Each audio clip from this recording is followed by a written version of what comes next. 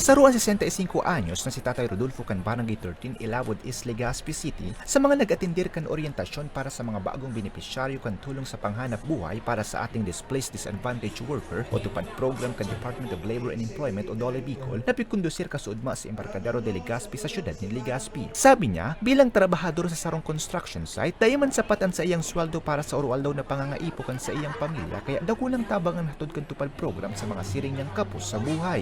Ngayon, matibay yung malayo na natabang sa wala.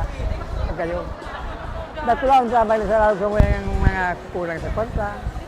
Total na 1,162 na mga individual hali sa 7 mga barangay sa syudad ni Legazpi ang presente sa aktibidad na naging posible sa padagos na kolaborasyon kan Ako Bicol Party List asin DOLE. Presente tigdi si Ako Bicol Party List Executive Director asin Legazpi City Mayor Attorney Alfredo Pido Garbin Jr. na nagtauman nin asigurasyon sa mga benepisyaryo na sa irarom kan tabang sa hanap buhay kan partido padagos na may makakatuwang ang mga tios na albayano.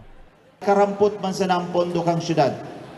Alagad pirmi may katabang ang syudad kang Legazpi dahil yaw ng Ako Bicol, si Congressman Saldico na padago sa naghiinguhan na magpababa kipondo sa satuyang syudad.